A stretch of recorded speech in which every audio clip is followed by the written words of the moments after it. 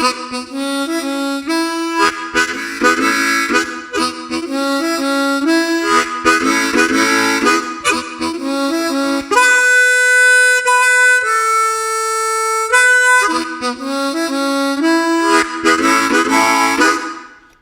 back to the Turn on the Music podcast. Welcome to season 2, episode 1. CJ's here in person this time. I am in person. I can see Kyle directly in front of me. Yes. And not through a video camera. So the downside to that is he can see my ugly face and not my filtered face through my Snapchat filter. Yeah, no, not much difference. It's awful either way. So you've been here for a day and a half? Mm-hmm. How's Ohio treating you? Ohio is very interesting in a good way. Mm-hmm. We've gone to some really cool locations, and I'm enjoying. Those locations are not sponsored? Those not sponsored, those locations, but it's fun. It was cool. The flight was good. Came in. It's nice to be here. Nice to be able to hang out for the weekend. Cool. Get some things done. Yeah. Yeah. Yeah, so we've been working on the podcast. We've been doing some live streaming. We've been getting things ready for season 2. And we're starting with season 2. But before we do that, are you listening to anything? I know we're going to get into conversation about this particular artist, but I've been listening to a lot of Victor Wooten lately. Mm-hmm. Some Nickel Creek, mm-hmm. which after this episode launches, we had the pleasure of listening to their first release in a few years. So that's nice to be able to start listening to them again and get into their new stuff. Yeah. And that's about it. Not much outside of that. Maybe some audiobook stuff because mm-hmm. we are focusing on books a little bit. Right. And just so you all know, we're recording this on a Saturday. This Sunday, we're actually going to go live to listen to that Nickel Creek. So if you're not followed us on Twitch, the link will be in the show notes. It's twitch.tv/turnonthemusic2. We do go live every Friday and Sunday, and sometimes on Wednesday in the future. We have been going live every Wednesday, but in the future it'll be just sporadically. But definitely Fridays and Sundays. So make sure you're following us because we will be doing more live streams in the future. Yes. Sundays, 7:30. Fridays, 8 p.m. Yep. And there's a lot of other things going on. We have YouTube now. Yep. Which we've shared through the live, so we'd like to share here. So we have a YouTube channel. Check that out. Mm-hmm. Please follow us there. And again, we have our socials on Instagram and Twitter, which we'll give at the end of the episode. So don't worry about that just yet. Absolutely. And so what are you listening to? The album that I've been listening to a ton is the Punch Brothers' Hell on Church Street Blues. I've been listening to that one almost every day for the last month or so. Right. And we did play that last night on our live stream. So right. Yeah, it's a great album. It's originally performed by Tony Rice, who was a bluegrass legend that passed, I think 2 years ago, maybe a year ago now. But they did it for him as a dedication to him and wanted to present it to him. But he passed before they finished the album, so he never got to hear it. But it's a great album, one worth checking out. Very nice. Yep. What was the name of it? Hell on Church Street Blues. Hell on Church Street Blues. Yes.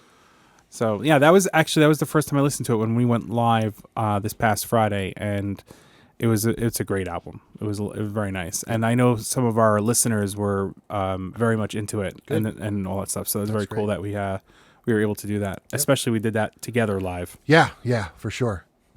So what are we doing? So season 2 is going to be the season of Wooten. So we're going to be doing Victor Wooten's first book, The Music Lesson. I'm holding it up just like you can see it because you can't. I'm so used to doing this on Twitch. But yeah, so this is, we kind of joked that this has kind of become my Bible recently. I refer to it a lot. I've recommended it a lot, and definitely bought copies for people as well. Yeah, I actually keep 4 or 5 on hand at all times. I'm actually running low. I think I've only got 1 left, so I've got to buy 1 or 2 so I can give them more. It's not a bad idea. Yeah, I've bought them and sent them, but I've never had a few on hand. Maybe I'll do the same thing. Yeah, so I always try to keep a couple on hand. I think I've got 1 left. So, and then we're going to go through chapter by chapter, talk about this book because we think it's worth it, and there's a lot of really great stuff in here, and just stuff that's I think worth sharing and learning about. So, Yes, I agree. So the first book is the music lesson, then we go into the spirit of music, which is the second book.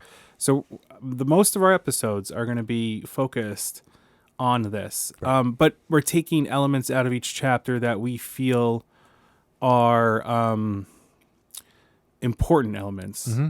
and if we both have read the book.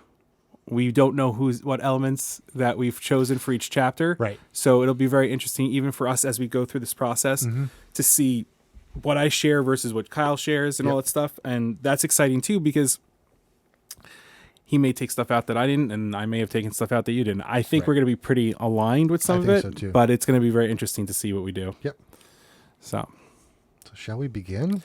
we should. And We you totally brought up, and I didn't even think about it. There's two parts before the first chapter, which they call measures. And Kyle brought up the fact that there is a grace note. Mm-hmm. And then after the grace note, there's a thing called the beginning, which is actually the prelude, Yep. which leads into measure 1, which is chapter 1. So I'm going to let Kyle take it from here because that was all on him. So the premise of the book, for if you haven't read it yet, this is the spiritual and musical journey of Victor Wooten, and there's different aspects or different beliefs of how this all came about. In fact, in the beginning, he said, he says something like, "Some of this book is true, but don't try to figure out what's true." Or is that here? Everything in this book may be all wrong, but if so, it's all right. And then at one point he says, don't try to figure out what's actually true and what's not true, because it's all true but not true at the same time. Truth. What is truth? And by the way, if I always tell you the truth, you might start to believe me. And the main character in this book is a man by the name of Michael. And this is based on the life story of Michael Kotz, who is a friend of Victor Wooten's and a fabulous cello player. There's a video of him on YouTube playing cello on a skateboard, which I will find, and if it's still out there, and I will link to you in the show description, or the show notes. But there's a lot of really great quotes that are in this book that I think are worth discussing. And I think right on page 1, I mean, the first 2 quotes that I've underlined are, you are already successful. The rest of the world doesn't know it yet. You are already musical. You just don't know it yet. So they talk about, I mean, and I think this is a great point. Both of these lines are great. So much of, at least for me, this book has been a way for me to, I don't know, get away from my negative brain. And this first line, that you're already successful, the world doesn't know it yet. My brain tells me that I'm not successful. Every day, that's what I go through. And hearing something like that, that it's not just me, it's like the whole world doesn't know that I'm successful yet, which is kind of cool. But the fact that, like, you were already musical, and I think that we've talked about this a lot, how music is all around us, and everything we do is music. It Right. produces some sort of a sound or rhythm or something. There's something about everything that we do. There's something musical about it. Absolutely. There's, anything that we come across produces something that aligns to the rhythm of the day. Mm-hmm. It could be as funny as I was walking through Home Depot with my friend, and the cart had this weird rhythm to the wheels. Mm-hmm. I was like, "Do you hear that rhythm?" And it was like, Yep. and I was sitting here going, I'm like, and it just, prior to that, I would notice it, but I didn't think too much of it. And then reading the book again, because it's the second time I'm reading it, Mm-hmm. I'm like, it really is true. Yep. And I was more aware of what was happening around. And even with the wind blowing, I mean, today as we record, it's crazy windy outside. Yep.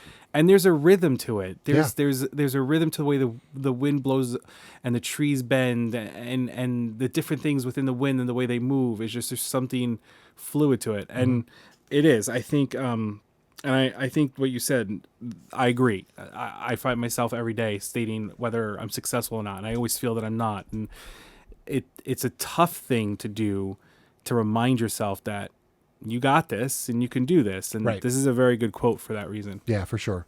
Well, And then the next quote that I have here is, it says, like one hand clapping, a one-sided relationship never works. And what he's talking about here is, there is a relationship between you and music. And I think that's something that we've been trying to I guess instill on the podcast, because we've talked about, how, and this comes up in the second book a lot, that we don't share music as much as we used to. We're, the great thing about the iPod that came out, what, in 2002? Early, yeah. It gave us the ability to bring music with us, but it also made listening to music a solo action. Right. It was put your headphones in, grab whatever music you want. But back in the day, I mean, we've talked about it this weekend, and we've done it. We just put records on and just listen to them. But that was the thing that we did. We would all kind of gather around together and listen to music. I remember when We Are the World came out. I remember listening to the heck out of that thing. Oh, my mom yeah. and my dad. Yeah. And that, I mean, but that's kind of what sparked this 20 some odd years ago. Right. Is you going, and we mentioned this on the podcast before, you going into, I think it was Mr. Cheapo's, and you picked up Live at the Quick. I think it was. Or it was one of those. It was the Live at the Wetlands from Blues Books. Thank you. Yeah, So the Robert Randolph Yes, album. Live at the Wetlands. Okay, so you picked that up, and you're like, you need to listen to it. And we met up, and I listened to it with Yep. you, Yep. whether we were driving or whatever. But that whole thing is, it's not being done anymore. Right. And we isolate ourselves into this world of our choices of music, and no one around you knows what you're listening to. Mm-hmm. And not that that's a bad thing. No. But it may change how we look at the everyday. And that, like, one hand clapping, one side relationship never works. We're talking about music, but this works across the board. Right. And I think that's one of the big problems with what's going on in the world today is that we're thinking about ourselves too much. We don't think about, what other people are doing. And one of the things that we've talked about is, we're going to share not only Victor's music through this, but there's a great not interview. It's a commencement speech that he gave, and he talks about being selfish, and he says that it's okay to be selfish as long as you take others into account. It's okay to think for yourself, but as long as that makes other people better too. He says it much better than I did, but it's the constant working on yourself to show yourself that you are good. Right. You're good at what you do. That you're a good, whatever it is, you're a good person, you're a good friend, you're a good family, good, whatever you want to say, but you're bringing other people along with you when you do that. Right. And that's what a lot of this is about. And it's just the way he goes about it in the book is so unique. Which is why I think he says, whether it's true or not, just read it. Yeah. Because you don't, if you try to figure out what's really happening, you're never going to get what you want out of the book. Right. Or what he wants you to get out of the book. Right. Yeah. And because there's a lot of stuff in here that's just kind of weird, and not possible, but at the same time possible. It's kind of weird. Yes. And you'll understand more about that as we go along. But let's move on to the first chapter, because that's where this wacko Michael finally shows up, and it everything. What you'll realize about Michael, and Victor says this a lot, he's never not teaching. He's always teaching you something, and even the first time he shows up, Victor says, "How did you get into my apartment? You don't have a key." And he says, "I don't need a key." And he turns that into a lesson about, when Victor tries to play with him, that, Victor couldn't do it. And he goes, "Well, why can't you?" Because I don't know the key. It links all to this. It's just kind of cool. Well, and the thing is he doesn't do it as a chapter. He calls this the first measure. Right. And as a musician, as you know, we play through measures. We play through measure one, measure two. We start at measure one, we go to the end, and what's beautiful about it is that the first measure is groove. This is what it's called. And Kyle made a point to I totally forgot about it, that there are music notes at the beginning of each chapter that are related to the music lesson, which is an album that he put out. It's a song. The song, I should say. The song is called "The Lesson," and it's on the album Palmistry. Right. But it's every measure is a measure of that piece song, of music. Right. So it starts out, with that little groove, which is awesome. It's just everything is done so thoughtfully through this whole thing. Right. So I don't know how you want to go about doing this, because no, because I don't either. so I'm kind of what, figured out as I go along. no, and so took I took different pieces out, and I think for me, the things that I started taking out hit when Michael entered the storyline. Yeah.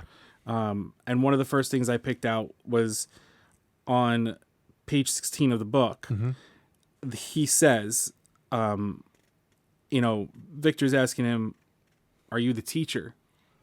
And he said, "I'm not." Basically, he said, "I'm not." And the one that he says he's the teacher of nothing. Yeah. Like that's what he is. Yep.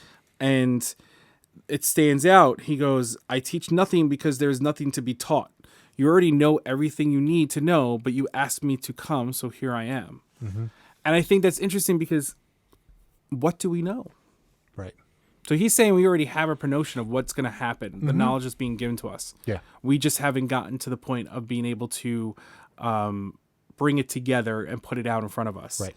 And then I'll add this one, and then he goes at the bottom of that page. He goes, "You could only teach yourself. Until we live in a day where I can physically implant knowledge into your brain, I can teach you nothing. I can only show you things." Right. And I think that's a huge thing. And this comes from, me going to school to become an educator. I never looked at teaching as teaching. Right. I looked at showing. Because the students never going to learn anything if I'm just telling them how to do it. Exactly. I need to show them how to do it.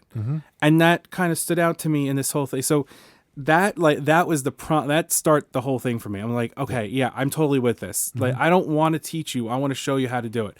That doesn't make me a teacher. Right. That just shows me somebody who's willing to pass on the knowledge to you. Right. So you can learn how to do it yourself. And for me, when I first read this book, it made sense to me, but I took it this way because I've done a lot of teaching. I've had hundreds of students probably at this point in my career, but I learned that what I'm really doing is teaching the kids how to teach themselves. So I'm essentially teaching them to be a teacher.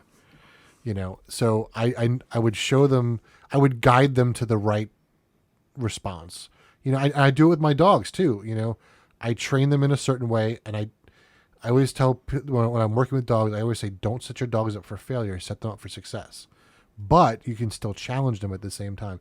So like we were just talking before about, when we're eating our lunch, when I eat my dinner, I sit on the floor with my food on the floor. My dogs don't bother me. And it's just one of the things that I did a long time ago is I would just put food on the floor and it's not yours to touch until I tell you can touch it. So I give them the opportunity to succeed, but I challenge them at the same time. And I think that's what teaching is all about. And that's what Michael does, I think, throughout this entire journey. Absolutely. There's never a point where you feel like he's just drilling information into Victor. He's guiding Victor to find what he already knows. Right. And just to see it differently. Absolutely. Yep. Do you have anything that comes up after that? I do. Around the same area? Yep, right around the same area. Nice. And this is an interesting one, and it's one that I've thought a lot about, where he talks about the word music. Go. So your first two were exactly my first two. Okay. And I guess my third one is your exactly third. Perfect. So what he says MU is an ancient word for mother, and SIC is an abbreviation for the word science. So you put it together, music is the mother of all sciences, which I think is really interesting because if you think about it, there's so much that if you think about the way music works, like it really does encompass, physics and mathematics and, reading, and it takes everything into one, I think, because like if you think about, like, for instance, the trumpet or the French horn, for example, mathematically, the way that works is that tubing has to be a certain length for that instrument to sound right. A guitar, when you shorten the string by exactly half, it's an octave, right? If you cut the vibrations of a note from 440 to 220, it's an octave down. That's all math and science. Like, so it's all there, which I think is really kind of interesting. And because that's the other thing, the vibrations, like you said, the weird tuning. 440 means that something's vibrating at 440 whatever per Vibrations per second. minute, Yeah, per minute. So it's just that thing, and that's the whole idea, is that it's not even you can feel that vibration. Yeah. So whether you hear it or not, you could feel that. It's just like the wind. Mm-hmm. You could hear the wind, but when you go out there, you're going to feel it as well. Right. And that's the thing. So yeah, that's definitely one that kind of popped out at me as well. So And later on in this chapter, I think it's this chapter anyway, they talk about how things that start vibrating never stop vibrating. yes. And I love that, because he even says that thoughts are vibrations. So everything that we do is a vibration. And I think Victor brings it up in his commencement speech. We're going to have to link that to this episode. But he says, if everything that we do is a vibration and everything we say is a vibration and it never stops vibrating, think about the vibrations that you're putting out into the world. And are they worth putting out into the world? Right. Exactly. So, And that, that's a life lesson there. yeah. Like, are you putting out in the world what you want to put out in the world? Right. Because it's going to be a constant. Yep. It's going to be there all the time. Now I go into the next page. Do you? Yeah. Where are you going to? I know that music is inside me and not the instrument. Hold on a second. I got one that you did. No. I have at the top of the page, I play music, not instrument. Okay. And then the other thing I want to, because we see it, the listeners don't. When you read the book, you're going to notice that whenever Michael talks about music, it's a capitalized M. Mm-hmm. It's personified. And isn't it italicized as well? Not in everything. Okay. But it's a capitalized M. It's personified. He is definitely giving it a trait. And that is a key thing to this whole think the way I see it, because they refer to music as a female. I mean, music is her name. So it is the name. That's why it's capitalized. Right. That's why. Well, they don't talk about that as much in this one as they do more in the spirit of music. That's true, but no. But you're absolutely right. It does say it somewhere here. I know. Yeah. But they elaborate more in the second book. Yeah, absolutely. Yeah, yes. they totally do. And even at the last chapter of the book, they elaborate into it as well. So yeah. So yes. Go ahead. Continue what you were saying, because I'm around that same thing. what was I saying? You were talking about. Oh, right. And and I think more so the next thing, where he's talking about the way music works for Michael is, and I agree totally, because I'm a multi-instrumentalist. But he says that when you're working with music, the instrument doesn't matter. If you were to go up to someone, a novelist or someone who writes books or screenplays, like, would you ask them, oh, well, what kind of a pen did you use to write this? No, because it's not about the instrument that you're using to tell the story. Music's the same thing, and so many people look at, and I do it too. You look at, wow, like, you can play the piano, like, that's really hard. It's like, yeah, but you can write with a pen, like, right. And I'm struggling, and we brought this up in prior episodes, like the guitar for me, there's some sort of a block there. I don't know what it is. It just doesn't sit right. But I picked up a harmonica a couple months ago. I was playing it first day, like, no problem. Right. Trumpet was the same way. Trombone was the same way. It just came second nature to me. Once I understood the French horn, how that worked, everything else brass-wise fell into place. Right, and that's like me with woodwinds. Like, Right. they all made sense. Their Yeah. fingering may be a little bit different, but once you Right. get the fingering, you're good to go. Yeah. And I totally feel that. That's why you have a lot of brass players that play all the brass, a lot of woodwind players that play all the woodwind, and then you have your percussionists that are multi-talented because of the fact that their hand-eye coordination is ridiculous because they play the drums, and the same thing with pianists and all that stuff, and which brings me down to, I don't know if you have more to talk on that, but there's one thing that I thought came about when he talks about his problem. Go for it, because I don't think I have it. So at the bottom of page 19, which is after this conversation of I can play any instrument, blah, blah, blah, and he goes, your problem is this. And I think this is very interesting because this was said to me about the saxophone.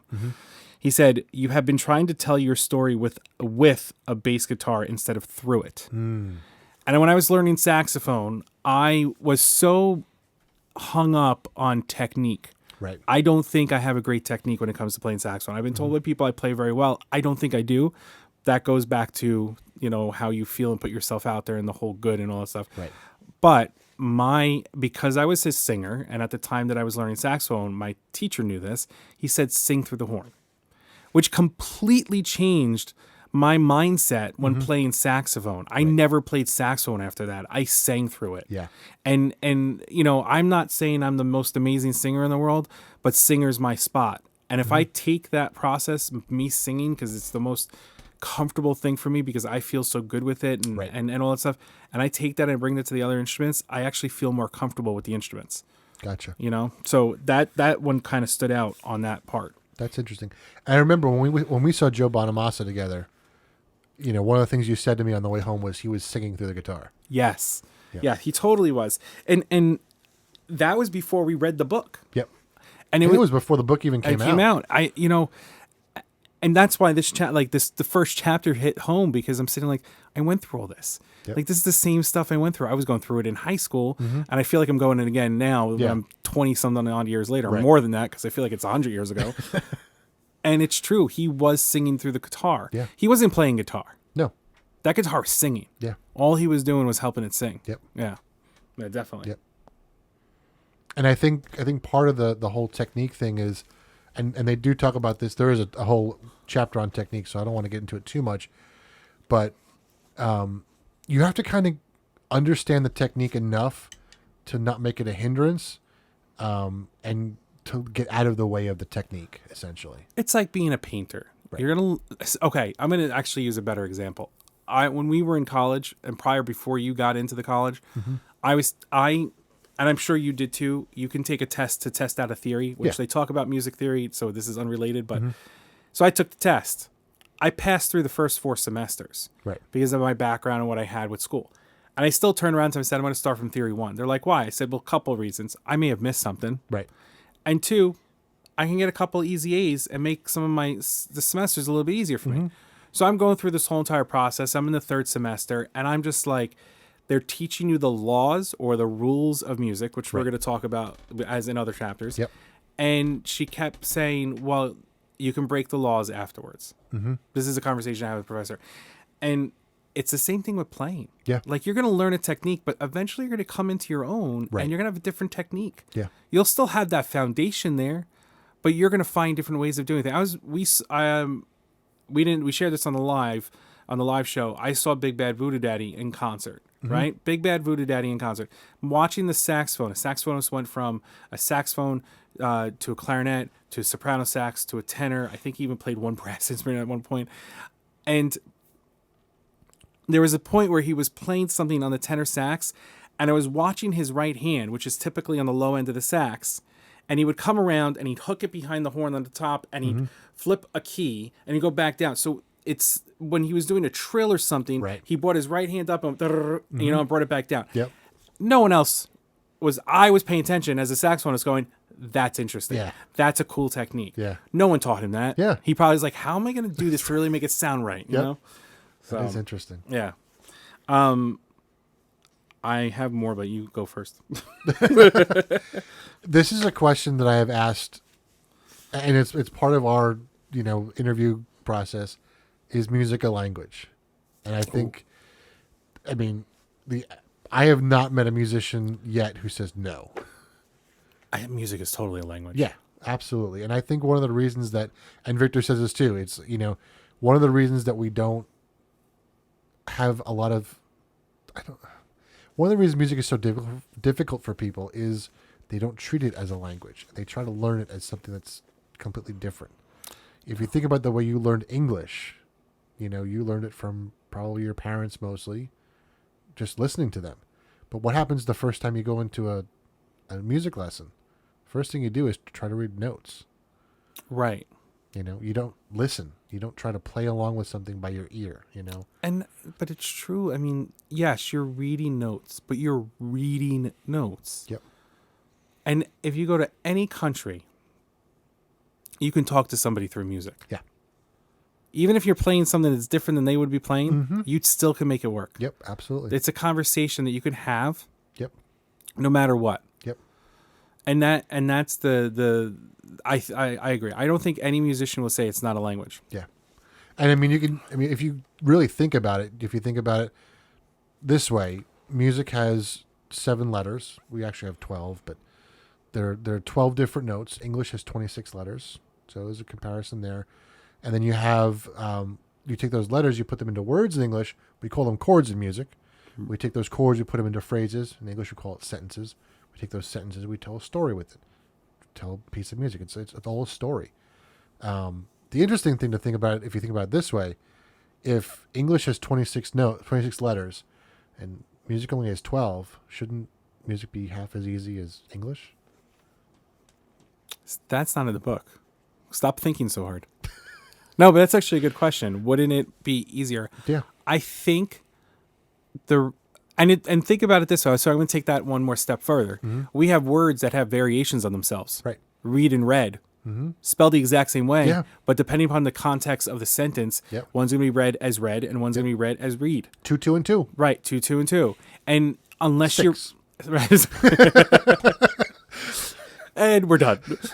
But it's true. If you don't know the context of the sentence, you don't know how to read that word. Mm-hmm.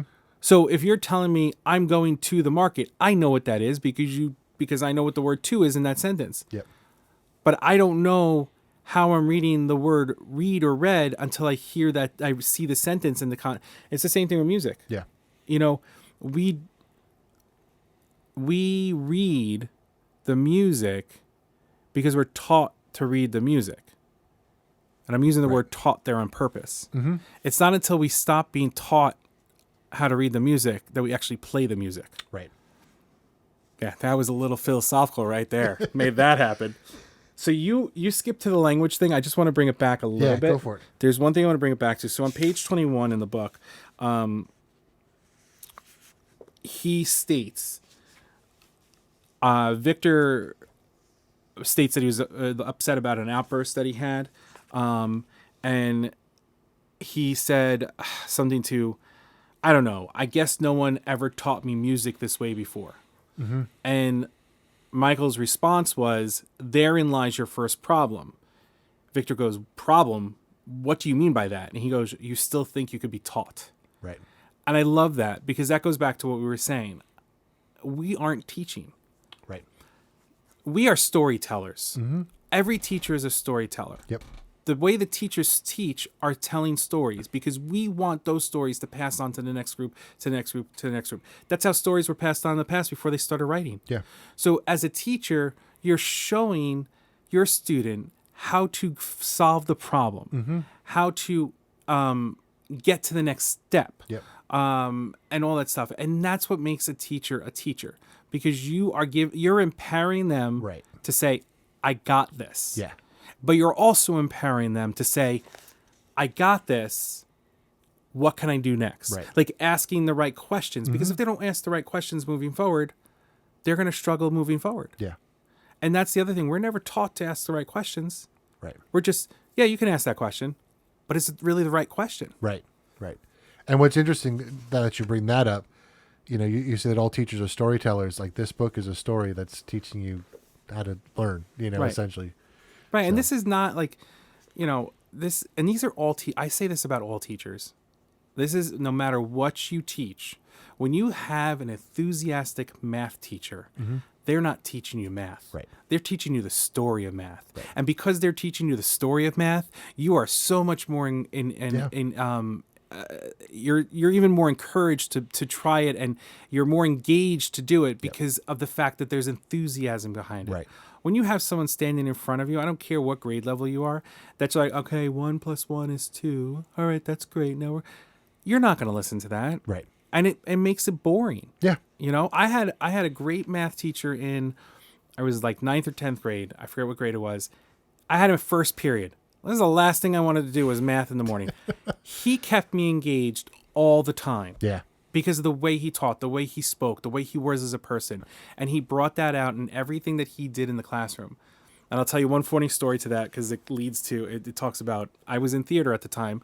And at the time it was getting to like tech week. So we were there like 10, 11 o'clock at night. And I came in one day, I was so tired. And he knew I had the tech thing. And one of the things he used to do in the classroom, which I thought was hysterical, was he would bounce the ball a tennis ball on your desk to wake you up. So he'll stand and he'll bounce it, and it would wake you up. So I was nodding out, and he tosses the ball, but it goes a little bit past me. So as I'm nodding out, I put my hand up and I catch the ball. And he looked at me, he's like, "Oh, okay, I guess you're awake." And I handed him my was. But the thing is I never got yelled at. He knew every student, what they were doing and what they had to do. And everyone was always engaged because of the way he told his story through math. Yeah. Yeah. Yeah. Very cool. Yeah.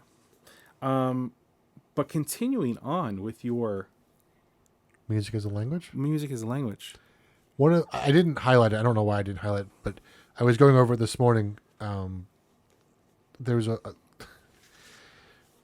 Michael says to Victor, "Why is it that when I ask you a verbal question, your answer is immediate and direct, but when I ask you this," and he starts to play a little thing on the guitar, "you don't seem to know how to answer. Don't you know this song?"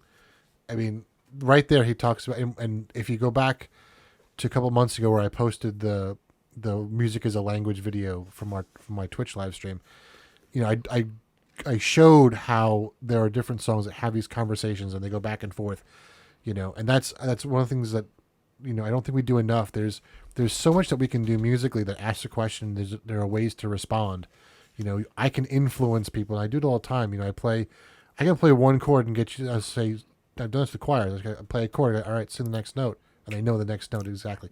How do they know that? Sorry, I snapped, and Lewis hates it when I snap, and I snapped, and Lewis being his dog, just so you know. Yeah, poor Lou. I'm sorry, buddy. But yeah, I can play one chord and tell you to sing the next note, and more than likely you'll sing the next note that I want you to sing. So it just shows how you can certainly ask a question and get a response. But what you'll find is that it's not just notes. Like, I can play something a certain way and influence your dynamics and your articulation and all this sort of stuff, how you breathe. Like, there are ways to do that once you understand how music is a language and how to use it. Right. And you were talking about how we learn the language and how we're not just learning it, we're listening at first. Yeah. And that's where he brings up jamming and how when we were sitting around with adults as kids, we were jamming with them because they were speakers already. Exactly. And we were just listening to what they were saying. Yep. So one of the things Michael brings up in here is, why don't we let beginner musicians play with professionals? Because if they started jamming at such a young age and not thinking about the theory of the music or learning how to read the music, they're going to understand it better. Right. We didn't learn English and how to speak by reading books and going to a classroom. We learned it from hearing people speak. And some people caught it quicker. Some people took it a little longer. And I say the ones that were taking it a little longer, but it's just because they were still trying to take it all in. Yeah. And there's nothing wrong with that.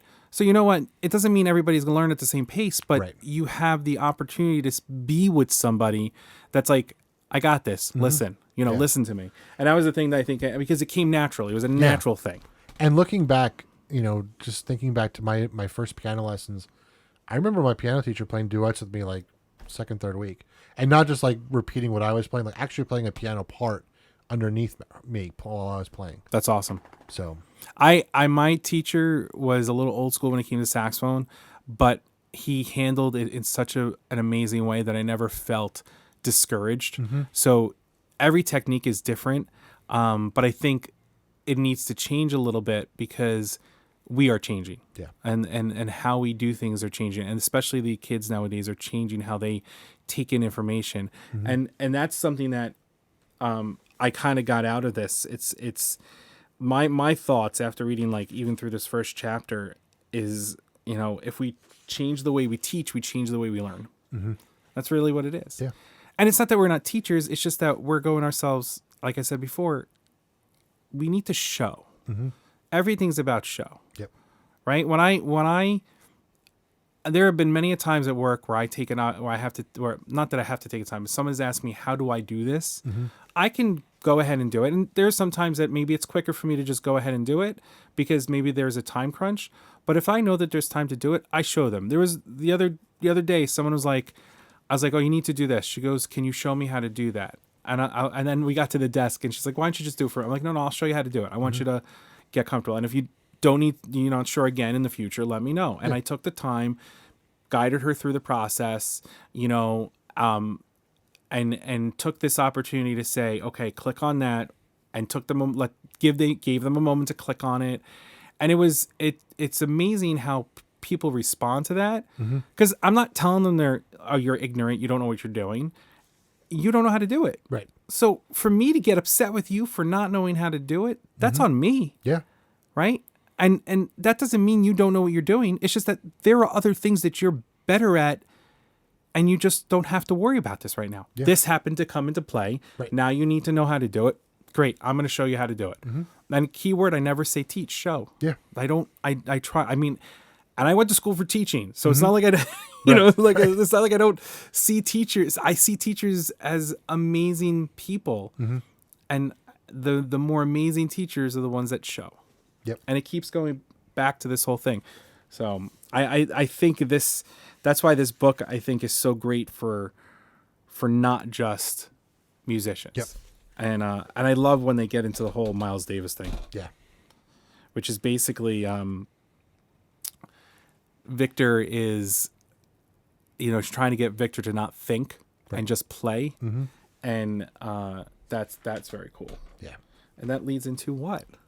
You have more, don't you? I do have more. Do you have more? Go ahead, go you. I've been talking. Where was I? Yeah, I did all that. We're leaving the page turns in just for the We're analog. Kyle took notes on his computer. I read it, took handwritten notes while using the audiobook. I have notes in here too. No, I know he has notes in his book, but I read mine, and then I listened to it on audiobook, and then I had the book and the audiobook, and I took notes at the same time. One of the things that, because I've done this with my kids, Michael says, no, you should find the groove before you start playing. It doesn't matter what you know, whether you know the song or not. You need to know, essentially, you need to know the groove of the song and feel the groove. There have been so many times where I've been trying to work with a kid, and they just sit down, they start playing it, and they fumble the beginning, and I go, all right, wait, like, take a breath before you start, and then hear it in your head first. It's almost like a meditation, almost. Like, imagine yourself doing it perfectly right away, and then go do it. Right. So you have a frame of reference. Right, and we talked about this in the car earlier, where, you can't just play without the groove. And now when you hear the word groove, you automatically think it's like jazz. The groove works across the board. It does. We're both classically trained musicians, right? I went for opera and classical music, classical singing. Kyle had played piano, played classical on the French horn and the piano, and he sang as well. And at no point did I feel that there wasn't a groove. Yeah. Like, there was a groove to everything. I don't care if I was singing an operatic aria, if I was singing a classical piece, there was a groove to it. There was something I had to get into, or a mindset, in order for me to sing the song. Yep. And that was one thing that was very big for me. I had to understand, if the song was in a foreign language, I had to translate it. But if I didn't translate it and I knew how to read the foreign language, if I saw the subtle words in there, actually, let me rephrase that. There were some languages that I didn't have to translate to know what it meant. Right. Because you could tell by the way the song was written and do it. And then when you hear the piece play and once you find that groove, you can make it work. Yeah. And I did that with some songs. Before I even learned the songs, I just tried it out. And, I may have butchered the language a little bit, but I figured it out. Right. Italian songs for me are a little bit easier. I understand the language. But whenever I sang French, I hate that language. I say that with love, just because I cannot do the language justice. Right. But even with that for language, with the pieces and the way they were written, even if I couldn't translate it or really get the word out, I still kind of was able to get the feeling out. Right. Because you find the groove to it. Right.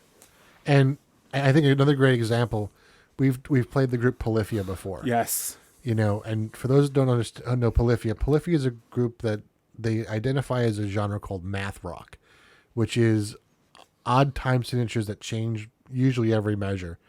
And you think about groove as being the same thing over and over and over and over again. 1, 2, 3, 4, 1, 2, But Polyphia is not that. It is anything but that. But there is still a groove. You can still, bob your head, and there's still stuff there that is a groove. It's going to come together. It's like a salad. Yeah. You got to start with the greens, but you're going to throw whatever you want in there and make that thing tasty. See, I wouldn't go with salad. But still, Fried rice. fried rice. Fried rice. You start with your base of cold, day-old white rice, and you throw whatever or a stir fry. Why would you go with rabbit food? Because you can put bacon on a salad. Yeah, but there's And too much eggs. green nonsense in it. After this weekend, I will teach you that you do not need green stuff.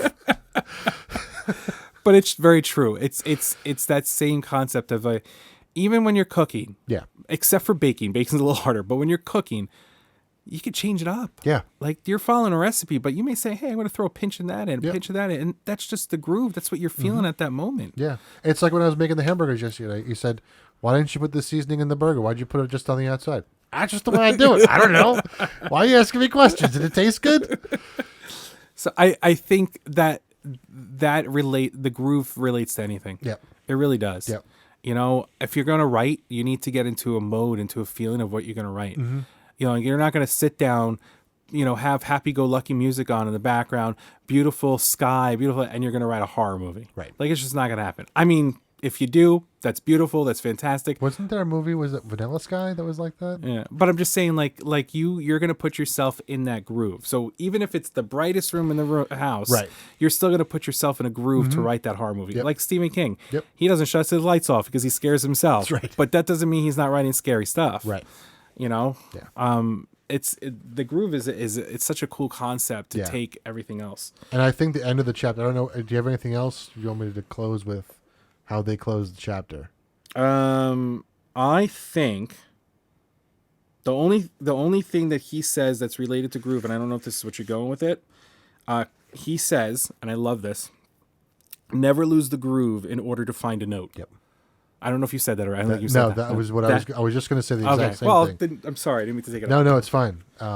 Yeah. So basically, what he's going to go into in the next couple of chapters is, you know, all the different aspects of music. There are 10 that they talk about, and there are probably more, but those are the 10 main ones. But none of them are so important that you lose the feel overall. So never think that a note is more important than the overall piece. Right. You know. And then he just starts to talk about where they go into the next chapter, which is Next week's episode. next week's episode. So come back and listen to next week's episode. Yes. Should we share just a little tidbit? Yeah, go for it. Basically they're going to talk about the elements of music. Yes. And just wonder what that is. Yep. Because what I got out of it is music is elemental. Yep. I really did. Yep. It's for me as a musician, this book, when I read it the first time, just took me completely different musical journey. Yep. But reading it now, older and gone through what I've gone through and going through what I'm going through, I'm reevaluating how I see things and how I process things, and how I may approach a person, no matter what the situation may be. There's a lot to learn, and it's totally not a self-help book. It's just what I'm taking out of it. Yeah. You know. Yeah. And what I would do with my students is the ones that have studied with me a long time, because I made this book a prerequisite to study with me at one point. I remember you telling me that. Yeah. But before then, when I had some students that were with me for several years. So what I would do is I give them a quiz, and I said, "All right, time for a quiz. We wrote 1 through 10. Give me 10 elements of music. The best they ever did, the one person did 4, which I think is scary. But But at the same time, when I did it myself, I got 5. because we don't think of it. Right. And And that, we don't teach it. And that's what we're going to learn in the next chapter and how they approach it. Yep. But it's true. And they you know, there's an essence there, and they talk about essence. But it's true. We don't think of it. Because we're not taught to think of it that way. Yeah. We're taught to, okay, here's 4/4, 1, 2, 3, 4. This is the C. This is the D. This is the E. This is how you play it on your instrument. Yeah. But you're not taught, okay, Yeah. what do you think? Right. What how does this music look? Right. Can you tap it out? Mm-hmm. Can you sing it in your head? Right. What does it sound like to you now? We focus on basically 2 things: notes and rhythm. Mm-hmm. You know, there are very few teachers that will talk about articulation or your tone. Or I was watching a video the other day. I've been trying to get my trumpet chops back in shape again. And I was watching this one guy. He says, "I have never had a teacher tell me where my tongue should be in my mouth." I was like, "Oh my goodness, me neither." Like, That's where's true. where's my tongue? Like, I remember when I was in choir. You know, my choir director told me where my tongue should be. You know, but it's like when I'm playing the trumpet, I didn't know where it was. I had no idea. And that's true because on a woodwind instrument, you're pretty much keeping your tongue off the reed because the reed is vibration that's creating Right. the sound, Right. whereas you guys are pushing the air through this small, tiny mouthpiece, And- and it's producing the sound. Yeah, and what you learn is that even though the trumpet is, I don't know, was it 9 feet long? I forget how many feet it actually is. But like your mouth is part of that as well. And it's actually its own instrument essentially. So the distance between like your lips and the back of your throat is a pipe. Mm-hmm. And by cutting the air, either doubling the speed or cutting the distance the air has to travel, you play a higher note. So it's not about, the pressure in your lips or how tight you can make them. It's how fast you make the air in the back of your, or how short the air has to travel. So you're saying that you're a tool. I am. Not in that sense. You're the tool that gets the instrument to play. Yep. And that tool, whatever that instrument may be, you could still play that instrument. Yep. It's such a weird thing to think about because I never thought of myself as an instrumentalist that I can play different instruments. Yeah. Do I? I play some, but they're all related in some way. Right. Like I still struggle on the piano. The guitar is like a brick wall for me. Yeah, it's You know, me too. I don't know what that block is, but And I'm hoping that like I'm trying to reapproach things and trying to like release my mindset that I can't do it. Yeah. And as an adult at our age, not that we're old, but it's a little bit different. Yeah. Because you don't want to take a couple of months to get. You want to be like, I should know this. yeah, that and poor Lewis, we keep snapping our fingers. But in the technique episode, there's Michael and Victor talk about. Michael says, "What technique do you want to learn?" He said, "I want to learn how to use my thumb as a pick." Well, guitarists have been doing that for years. Why, like, how come you can't do this? What's wrong with you? That's true. So it's like the same thing. Like there are people out there. Like I've got friends who can't read music at all, who've never taken a music lesson in their life. They can play the guitar all day long. Right. I've studied music for 30 years, maybe longer, 40 probably, and I can play a G chord. Like that's about it. Well, if you think about it, if we started fourth grade, we've been reading music since 8 years old. Right. And studies have shown that kids learn languages faster than adults.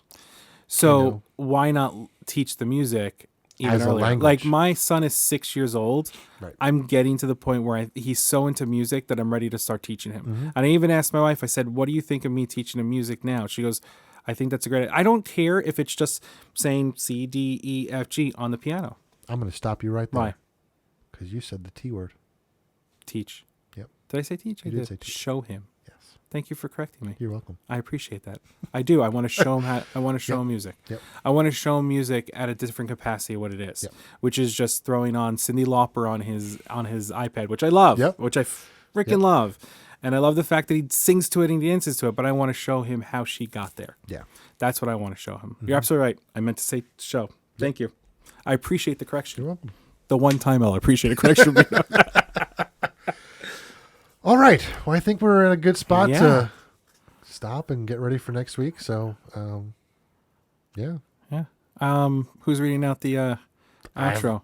Not me, because I don't have it up. Do you have it up? I guess I'm going to have to read it out. All right, good. All right. So we'll read out the outro, and you guys have a great week. Yep.